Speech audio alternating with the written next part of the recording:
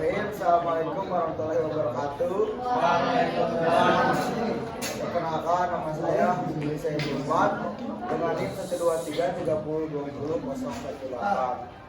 Di sini saya sebagai moderator dari kelompok 5. Dan di sini ada teman-teman saya. Bismillahirrahmanirrahim. Kenalkan, nama saya Joni Maulana dengan NIM 123302048. Nama saya Fadil Muhammad dengan NIM 12332037. Nama saya Siti Safa Halizatunisa dengan NIM 123302011. Nama saya Isra Maulida dengan NIM 123302011.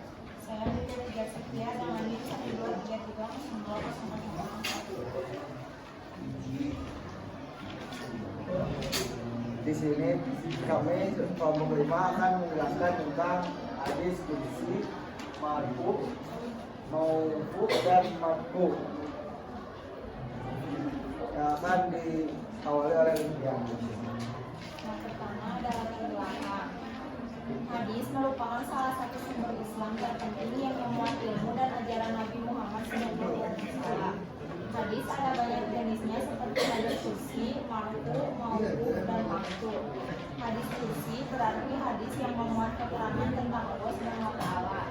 Sedangkan hadis marfu berarti hadis yang diriwayatkan oleh Nabi Shallallahu Alaihi Wasallam. Hadis mauquf artinya hadis yang diriwayatkan oleh para sahabat Nabi, dan hadis maqtu' yang artinya hadis yang dikaitkan dengan kaum tabi'in atau keturunannya. Pembagian hadis menjadi sifat marfu, mauquf, dan maqtu' berdasarkan pengarangnya. Hadis marfu diriwayatkan kepada Nabi Shallallahu Alaihi Wasallam. Hadis mauquf dikaitkan kepada para sahabat Nabi, dan hadis maqtu' dikaitkan kepada kaum tabi'in atau keturunannya.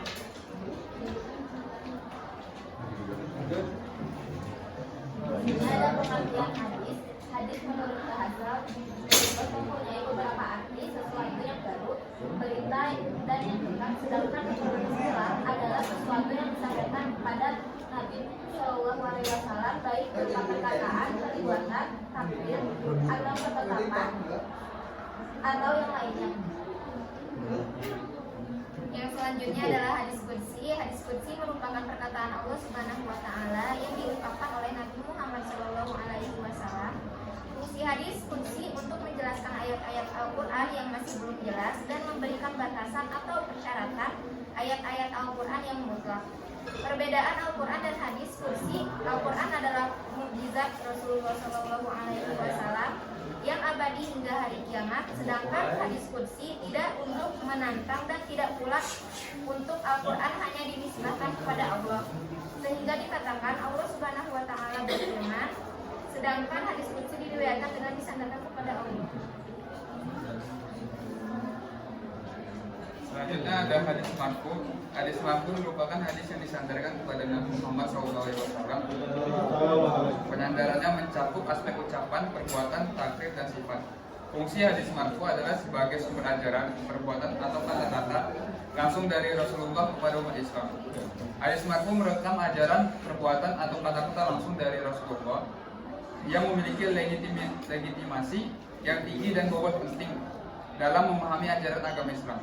Sumber Al-Quran adalah firman Allah yang diturunkan melalui Nabi Muhammad SAW. Sedangkan hadis marfu adalah segala hal yang bersumber dari Rasulullah, tetapi tidak diturunkan langsung dari Allah. Itu merupakan perbedaan Al-Quran dan hadis marfu. Selanjutnya hadis mauquf. Hadis mauquf adalah hadis yang disandarkan kepada para sahabat, baik berupa perkataan, perbuatan maupun takdiri. Hadis yang diriwayatkan dari para sahabat itu berupa perkataan, perbuatan, atau takdiri yang baiknya periwayatan itu bersambung atau tidak. Hadis mauquf berfungsi sebagai sumber hukum agama Islam dan pedoman moral setelah Al-Quran. Hadis mauquf ini memberikan gambaran lebih rinci tentang perbuatan dan sabda sahabat Nabi. Selanjutnya ada hadis maqtu. Hadis maqtu ialah hadis yang disandarkan kepada tabi'in, atau orang setelahnya. Hadis maqtu tidak dianggap sebuah hadis kecuali ada tanda-tanda yang menunjukkan kemarfuannya. dikarenakan hadis maktu bukan yang datang dari Nabi, dia hanya perkataan dan perbuatan dari sebagian umat Islam. Fungsi hadis maktu yaitu menyampaikan ajaran, menjelaskan praktik dan menjadi referensi. Kemudian ada perbedaan antara hadis maktu dan Al-Quran. Hadis maktu adalah hadis yang dinisbatkan kepada seorang tabi'in.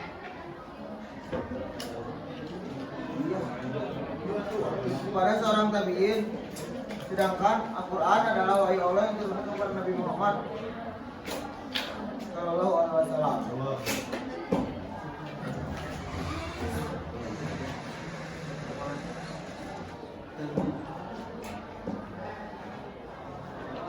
Jadi kesimpulannya,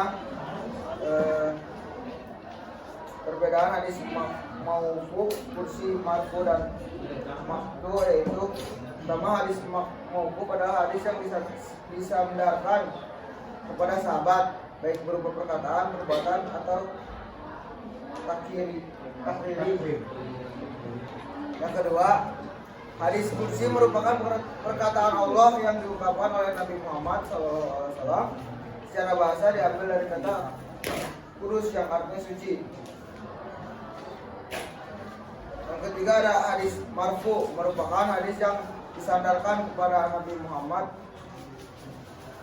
yang penyandarannya mencakup aspek ucapan, perbuatan, takdir dan sifat.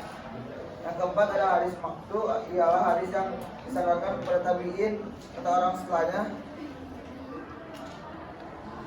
Hadis maktu tidak dianggap sebuah hadis kecuali ada tanda-tanda yang menunjukkan kemarfuannya.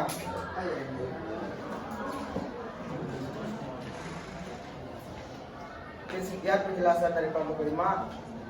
Selanjutnya sesi tanya jawab atau diskusi. Silakan yang ingin bertanya.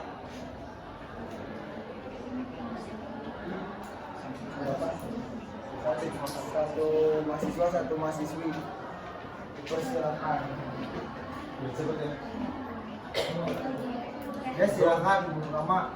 Ya, perkenalkan, Muhammad Nur Faid Ramadan, nomor 133020008 izin bertanya, apakah hadis mauquf yang disandarkan kepada sahabat atau tabi'in, apakah hadis mauquf bisa dipakai untuk menyelesaikan permasalahan hukum di zaman sekarang? Terima kasih. Selanjutnya dari mahasiswi ada yang mau bertanya? Satu saja.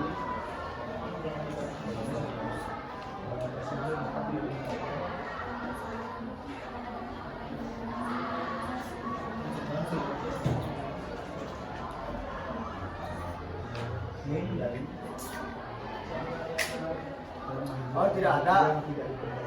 Tidak ada mah kalau tidak ada.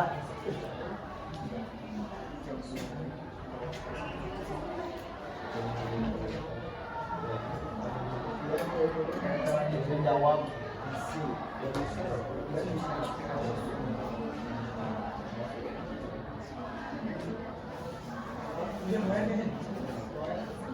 Silakan dari pengajar menjawab. Apa?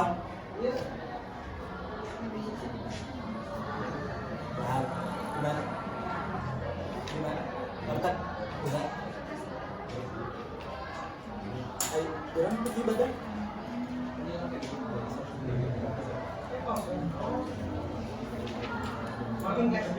Dầu bút, dầu. Đấy bây giờ.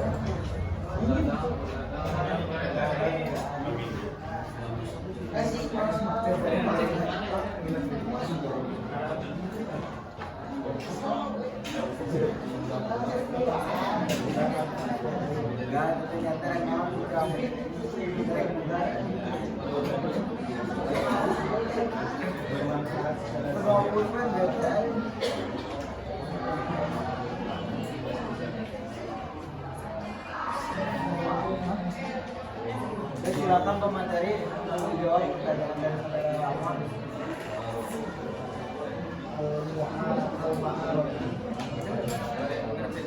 Dan dibidankan.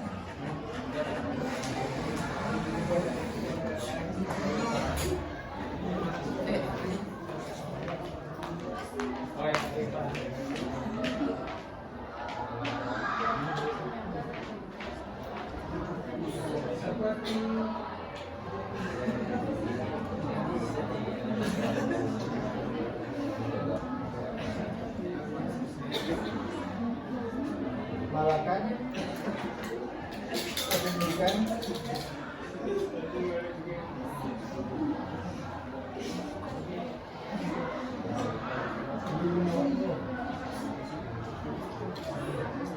pada yang meninggal.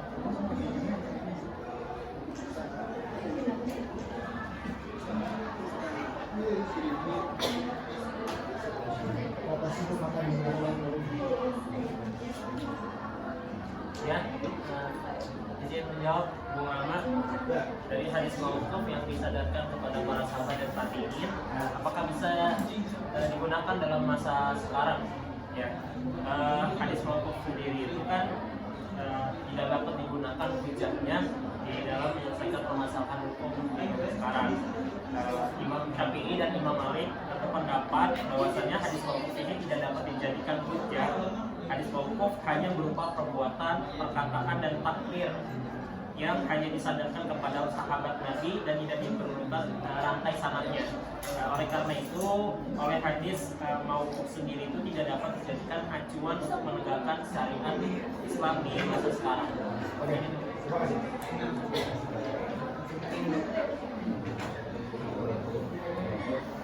Kemudian presentasi dari kelompok 5.